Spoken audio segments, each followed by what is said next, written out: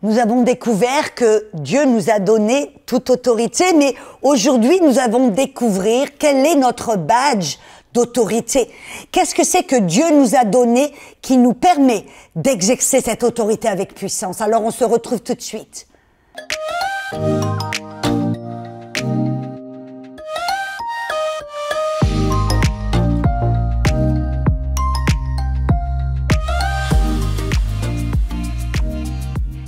Et bonjour et bienvenue à la Zone Rapha. Je suis Audrey Mac et nous parlons d'un thème qui me passionne, un thème qui est puissant, un thème que tous les chrétiens doivent comprendre.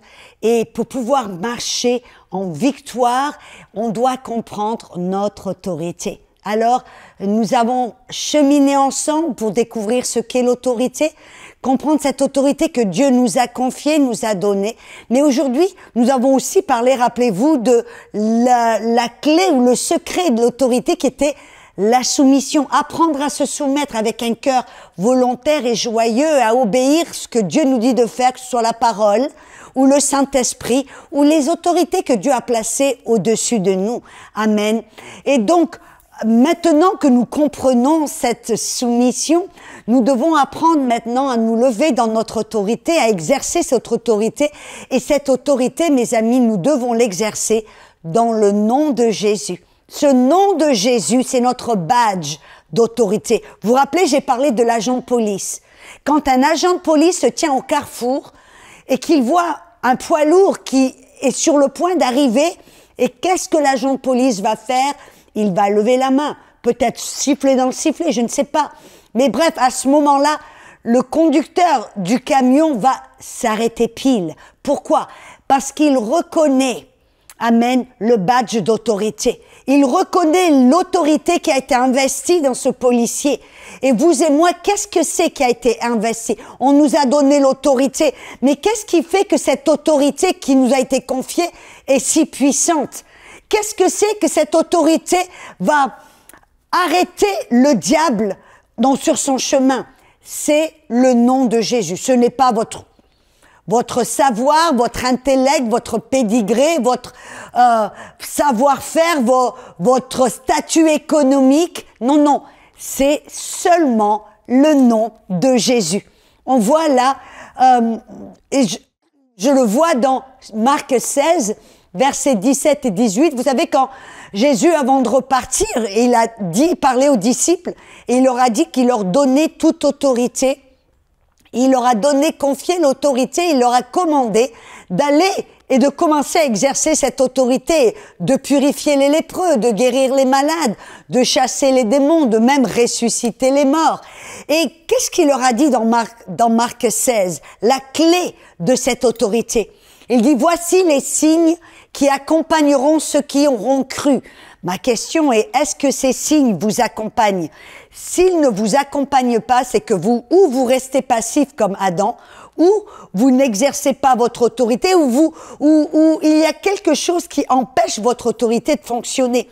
Mais peut-être c'est aussi parce que vous n'avez pas compris la clé de cette autorité.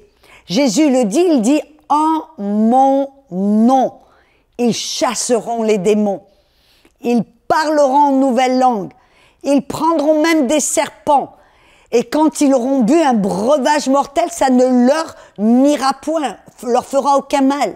Je vous dis carrément, moi en tant que missionnaire, j'ai voyagé dans des pays du tiers-monde où l'eau n'était pas potable, la nourriture laissée à désirer était, je me rappelle même une fois, amen, j'étais dans un bidonville sur un détritus d'ordures, amen, et là, je suis allée chez une petite veuve qui m'a servi à manger et j'ai dû devant elle le manger. Et vous savez qu'à ce moment-là, merci Seigneur, je savais que j'avais l'autorité, que peu importe ce que je mangeais, amen, dans le nom de Jésus, ça ne me ferait aucun mal.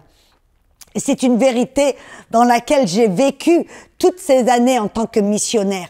Et donc on voit, là Jésus nous révèle que cette autorité ou le badge d'autorité, c'est le nom de Jésus. Vous vous rappelez, j'en ai parlé parce que j'ai dit que Jésus avait appris à se soumettre, et c'est parce qu'il avait appris à se soumettre à la volonté du Père, même jusqu'au point de la mort, à être crucifié sur la croix.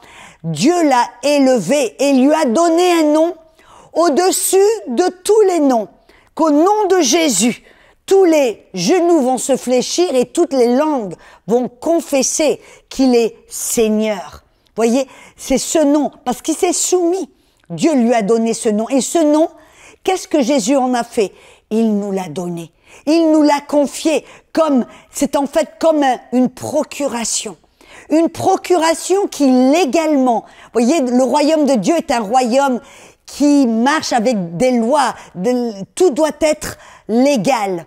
On ne fait pas les choses dans la rébellion, on ne fait pas les choses n'importe comment. Dieu est un Dieu d'ordre, Dieu est un Dieu de sa parole, et ce qu'il fait, il le fait avec de l'ordre, selon la loi. Il fait les choses en ordre, et il donne sa parole. Amen. Et on voit que Dieu, les choses qu'il a mis en place, amen, c'est que toute l'autorité est investie dans le nom de Jésus. Et aujourd'hui, Jésus nous a donné son nom. C'est une procuration. Vous savez qu'est-ce que c'est une procuration? D'une manière légale et d'une manière naturelle, si vous voulez investir votre autorité en quelqu'un d'autre, par exemple, vous arrivez à un âge où vous avez besoin d'aide, alors vous avez peut-être un de vos enfants ou une personne de confiance, vous allez avoir un papier que vous allez... un document légal que vous allez signer. Et ce document, qu'est-ce qu'il dit? Il dit que vous conférez toute autorité à telle personne. Vous le signez, vous le datez. Et avec ce document, maintenant, cette personne peut se présenter n'importe où et elle peut faire selon l'autorité que vous lui avez confiée. Elle peut signer vos papiers, elle peut aller à la banque, elle peut faire certaines choses qui exigent votre autorité. Amen, elle peut signer même à votre place. Qu'est-ce que c'est? C'est en fin de compte, c'est une procuration qui légalement donne à la personne qui a ce document le droit légal d'agir dans le nom d'une autre personne. Et en fin de compte, le nom de Jésus est cette procuration légale que Jésus nous a confiée. Et c'est dans le nom de Jésus que nous pouvons exercer l'autorité. Et c'est ça la clé. Quand vous exercez l'autorité, ça doit être dans le nom de Jésus. Votre foi est dans le nom de Jésus, non pas dans votre prière, la hauteur de votre voix, le nombre de paroles que vous utilisez, le charme que vous utilisez, la formule que vous utilisez. Non, non, non, non, non. Tout cela va au contraire vous handicaper. Non, vous devez savoir que l'autorité est investie dans le nom de Jésus. Donc, quand vous exercez autorité, ça doit être dans le nom de Jésus. Et votre foi, votre confiance, votre assurance, votre audace, votre oser, ça doit être le nom de Jésus. Parce que vous savez que quand vous chassez un démon dans le nom de Jésus, les démons doivent obéir. Quand vous parlez et on voit c'est ce que Jésus a fait. Vous voyez, bon, bien sûr, Jésus n'a pas exercé l'autorité dans le nom de Jésus parce qu'il était Jésus lui-même. Il était cette personne représentée. Mais maintenant, Jésus, la tête de Jésus est assis à la droite du Père. Nous sommes le corps qu'il a, vous avez remarqué, il a laissé le corps sur la terre. Il nous a pas emmenés d'une manière physique, il ne nous a pas encore emmenés au ciel. Alléluia. Nous sommes ici-bas sur la terre, mais nous sommes ceux qui avons ce document légal, qui est la procuration, qui est le nom de Jésus. Il a obtenu ce nom parce qu'il s'est soumis à la volonté du Père et il nous a remis ce nom. C'est une certaine sécurité que Dieu a mis en place. Vous vous rappelez, au début, il a donné autorité à Adam. Adam n'a pas su comment s'en servir. Donc aujourd'hui, Dieu nous a donné l'autorité, mais cette autorité, c'est en copartenariat, où cette autorité est investie dans le nom de Jésus. C'est-à-dire que si vous n'êtes pas, si vous n'avez pas le nom de Jésus, vous n'avez pas d'autorité. Cette autorité n'est pas en vous pour dire cette autorité est dans le nom de Jésus. Amen. C'est pour cela, dans Jean 14, versets 12 à 14, Jésus nous parlait des œuvres que nous étions appelés à faire. Et il a dit aux disciples, il dit, les mêmes œuvres que j'ai fait, vous allez en faire même de bien plus grandes. Quelles sont les œuvres que Jésus a fait? Jésus a guéri les malades, chassé les démons, ressuscité les morts, multiplié les pains, parlé à la tempête, bref, des signes, des prodiges et des miracles. Vous vous rendez compte? Nous sommes appelés à faire les mêmes œuvres par l'autorité qui a été investie dans son nom. Et Jésus a dit, les mêmes œuvres que j'ai fait, vous allez en faire même de bien plus grandes. Et il continue à nous dire comment vous et moi nous allons exercer cette autorité. Comment allons-nous faire les mêmes œuvres? Il dit, ce que vous demandez en mon nom, je le ferai. En d'autres mots, cette parole demander, regardez le contexte, ça ne parle pas de demander au Père pour nos besoins. Le contexte, c'est faire les mêmes œuvres que Jésus. C'est-à-dire exercer l'autorité. Et le faire, il dit ce que vous demandez. Et la parole demander dans le grec, ça veut aussi dire commander et exiger. Bien sûr, on ne commande pas le Père, on n'exige pas du Père. De quoi parle-t-il? Les œuvres que nous faisons, comme les œuvres de Jésus. Quand Jésus exerçait autorité, c'était pas au Père qu'il commandait ou il exigeait, c'était le diable, la maladie, la mort, la lèpre, le manque, la pauvreté, la surdité, l'aveuglement, c'était à ça que Jésus s'adressait. Amen. Alléluia. Donc Jésus dit ce que vous demandez, ce que vous exigez, ce que vous demandez en mon nom, moi je le ferai. Vous voyez, c'est comme un agent de police, et j'en ai parlé. Quand l'agent de police se tient, il lève la main et que le camion voit le badge d'autorité qu'il reconnaît comme étant l'autorité, il sait que s'il ne s'arrête pas face à cette autorité, la puissance qui est au-dessus de ce badge, la puissance qui a délégué cette autorité à ce policier va renforcer. De la même manière, quand nous commandons et nous exerçons l'autorité dans le nom de Jésus, c'est la puissance de Jésus, c'est la puissance du ciel, c'est la puissance des lieux célestes, c'est la puissance du Père lui-même qui va renforcer notre autorité. Vous voyez, ce n'est pas notre puissance, c'est la puissance qui est du Père, la plus grande et l'ultime autorité qui va renforcer l'autorité quand nous l'exerçons dans le nom de Jésus. Le nom de Jésus est notre badge. Amen. Toute autorité est investie dans le nom de Jésus. Alléluia. C'est pour cela que le nom de Jésus dérange pas mal de personnes. Vous avez remarqué que l'esprit d'Antéchrist aime utiliser le nom de Jésus en vain, aime dire des jurons, utiliser le nom de Jésus comme un juron, aime salir le nom de Jésus, aime trépigner sur le nom de Jésus, ou même on ne veut pas dire le nom de Jésus-Christ. Vous vous rappelez les disciples quand ils ont fait leur premier miracle près de la porte belle, près du temple, ils ont vu un homme qui était handicapé, qui ne pouvait pas marcher, paralysé depuis très très longtemps. Et Pierre l'a regardé, cet homme mendiait. Pierre l'a regardé, il lui a dit « Or et argent, je n'ai pas, mais ce que j'ai, je te le donne. » Qu'est-ce que c'est qu'il avait? Ah, il avait le nom de Jésus. Il a dit « Dans le nom de Jésus, lève-toi et marche. » Vous voyez, c'est ce que Pierre a fait. Il savait qu'il avait l'autorité dans le nom de Jésus. Et que le nom de Jésus, c'était ce badge d'autorité, cette procuration qui légalement lui donnait l'autorité de commander la maladie de partir. Amen. Et il a dit, lève-toi et marche.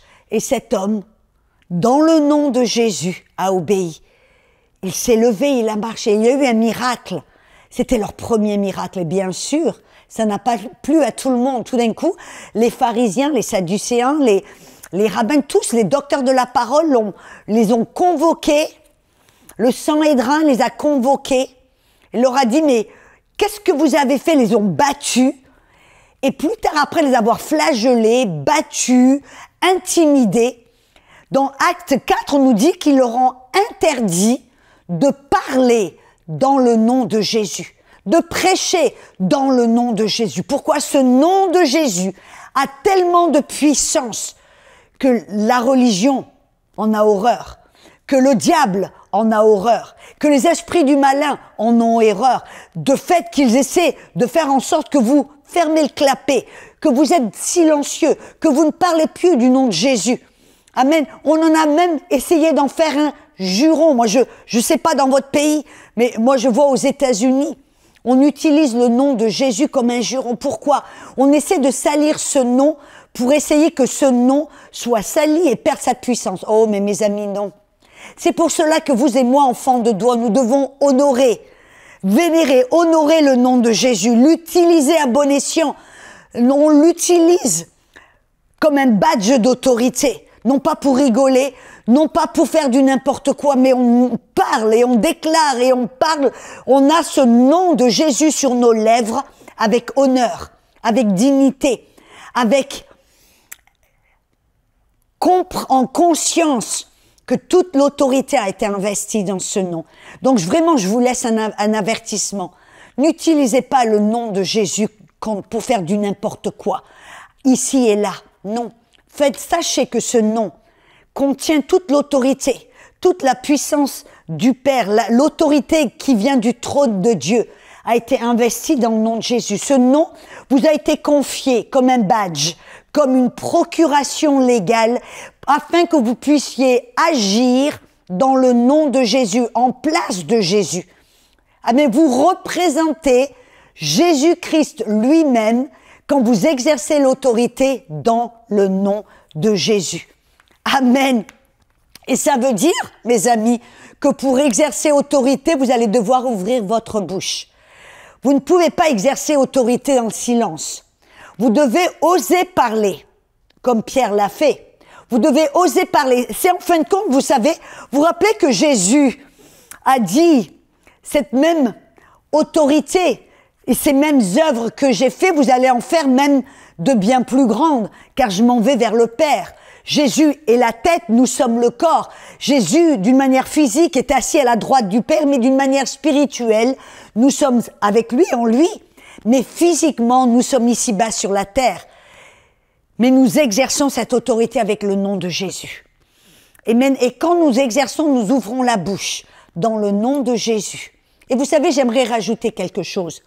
Quand je guéris les malades dans le nom de Jésus, je fais un effort de parler aussi peu que possible, de garder mes paroles aussi peu que possible, de parler, d'exercer autorité d'une manière simple, courte, brève, le plus possible. Pourquoi?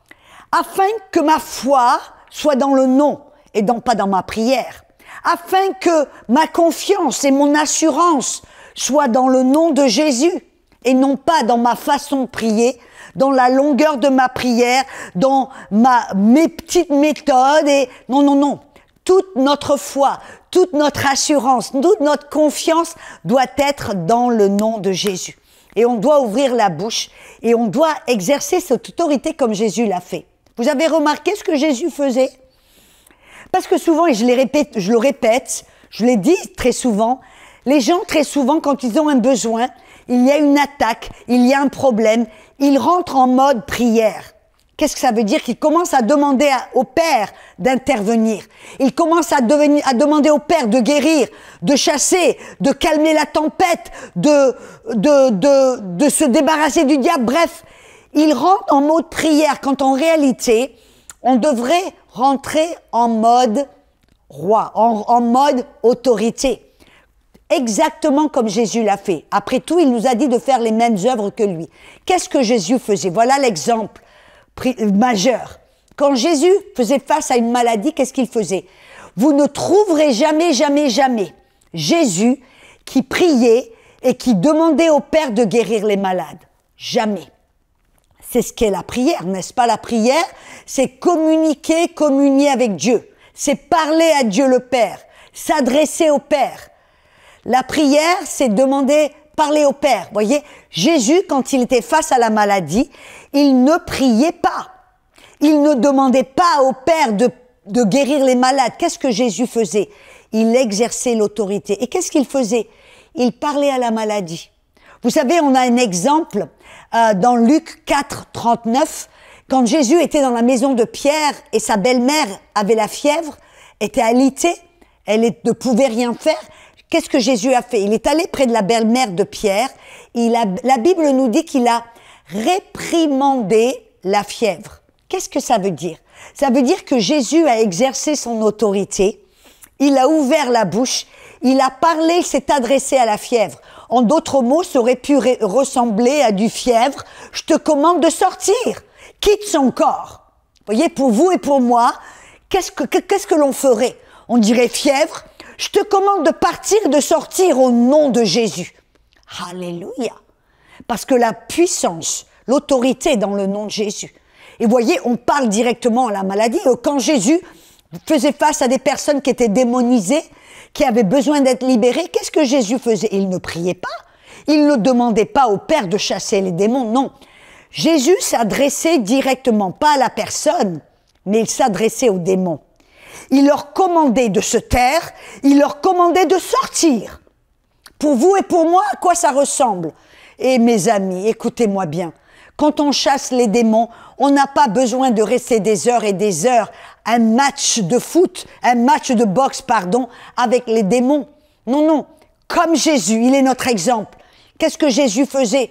Même dans les synagogues. Je veux dire, il y a des démons dans les églises. Alléluia. Qu'est-ce que Jésus faisait? Il s'est adressé aux démons, il dit, je te tais-toi et sors de cet homme.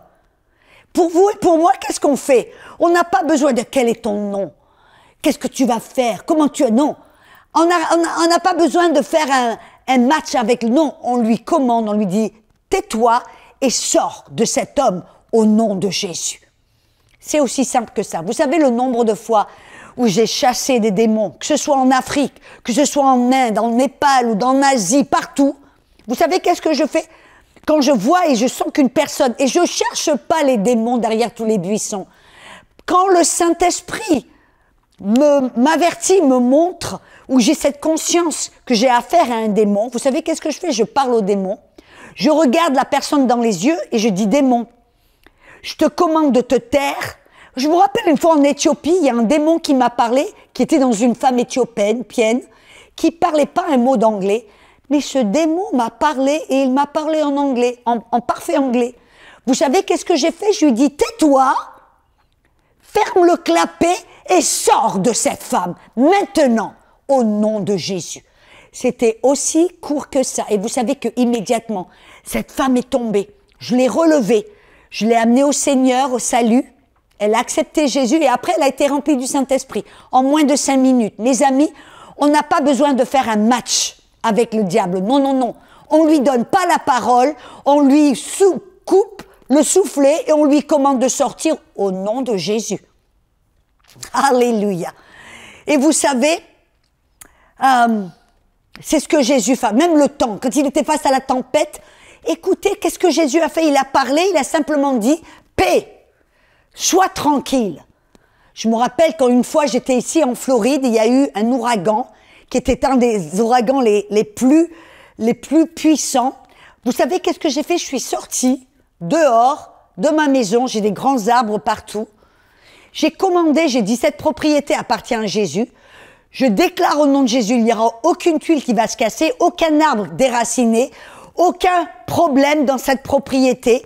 Je le commande au nom de Jésus. Et quand l'ouragan était au plus fort, vous savez ce que mon mari et moi nous avons fait? Nous sommes allés faire la sieste, comme Jésus. Vous voyez, il est notre exemple. C'est ce que je regarde, c'est ce que j'imite. Je dis, si c'est comme ça que Jésus a exercé autorité, c'est comme ça que je vais exercer autorité. Et vous savez, à la fin de l'histoire, quelques jours plus tard, quand on est sorti de la maison, on est allé dans les voisinages, il y avait des arbres déracinés. Il y avait des choses terribles qui étaient autour de nous, mais sur notre propriété, pas un arbre a été déraciné, pas une tuile cassée. On a dû faire un peu du nettoyage, mais c'était tout. Vous voyez, il y a de la puissance dans le nom de Jésus, mais on doit s'adresser aux problèmes, s'adresser à la maladie, s'adresser aux démons, et on garde cela le plus simple possible, le plus court possible, parce que la puissance et l'autorité est investie dans le nom, pas dans notre prière, dans le nom. Amen. Alors je veux vraiment vous encourager d'exercer l'autorité dans le nom de Jésus et de le faire. Écoutez-moi bien, je le répète, Dieu ne va pas le faire pour vous. Et je veux vous montrer un exemple. Parce qu'une fois de plus, quand on parle d'autorité, les gens s'adressent au Père, demandent à Dieu d'exercer l'autorité pour eux. Non, ce n'est pas biblique. Jésus nous a dit, vous avez autorité en mon nom. Vous chassez les démons, vous guérissez les malades, vous parlez à la tempête, vous ressuscitez les morts. Je me rappelle, il y avait un homme de Dieu sous lequel j'ai grandi. Et cet homme, très souvent, avait des temps où Jésus venait le voir, lui parler, le visiter. Cette fois-là, Jésus est venu dans sa chambre, il a pris une chaise, s'est assis en face de lui. Et là, tout d'un coup, Jésus commence à partager des choses au sujet de son ministère et autres. Mais vous savez ce qui s'est passé? Tout d'un coup, il y a un démon qui est venu se mettre entre les deux. Et tout d'un coup, il y a eu comme une fumée qui est venue de sorte que cet homme ne pouvait ni voir ni entendre Jésus. Et il manquait ce que Jésus est en train de lui dire. Mais il était frustré parce qu'en lui, il se dit, mais Jésus sait que je ne peux pas l'entendre. Je suis en train de manquer ce qu'il est en train de me dire. Pourquoi ne fait-il rien? Et là, Jésus a continué à parler et cet homme est devenu tellement frustré que tout d'un coup, il a mis le pied par terre et avec autorité, il a parlé au démon, il a dit « Démon, je te commande de sortir, d'arrêter, de partir de cette chambre, maintenant, au nom de Jésus. » Le démon est tombé par terre et puis il a commencé à sortir, à regarder comme pour dire « Tu es vraiment sérieux ?» Et puis cet homme a dit « Je te commande de sortir de cette maison, même du voisinage, et ne reviens plus jamais. » Ce démon a dû obéir. La fumée s'est dissipée. Et puis, Jésus continue à parler. Puis, à la fin de la conversation, cet homme a dit, « Jésus, je ne veux pas te manquer de respect, mais pourquoi n'as-tu rien fait quand je ne pouvais pas t'entendre? Pourquoi n'as-tu pas pu chasser ce démon? » Et Jésus lui a dit, « Si tu n'avais pas, toi, exercé l'autorité, je n'aurais pas pu la renforcer. » Et là, cet homme a été subjugué, étonné. Il lui a dit, « Ah là, tu vas devoir me donner des versets. » Et Jésus lui a dit, « Ah, mais bien sûr. N'as-tu pas lu Jacques 4, 7 ? Résiste au diable, elle s'enfuira loin de vous. » Ça veut dire que tu dois résister au diable. N'as-tu pas lu dans Marc 11, 23 ? Quiconque parle à la montagne. Et la montagne, c'est quoi? C'est tout ce qui se met sur ton chemin. La maladie, les démons, les attaques du diable. Quiconque parle à la montagne et lui commande de se ôter, ne se doute pas dans son cœur, mais croit que ce qu'il dit se fera, il le verra s'accomplir. Et puis, il lui a dit, regarde, Jean 14, verset 12, « Ce que tu demandes ou commandes ou exiges en mon nom, je le ferai. » Alors là, cet homme a été épaté. Et à partir de ce moment-là, il a compris qu'il devait exercer autorité, Dieu ne le ferait pas pour lui, et il devait exercer l'autorité dans le nom de Jésus. On se retrouve pour un prochain épisode ensemble. Je sais que ça va être puissant, alors à bientôt.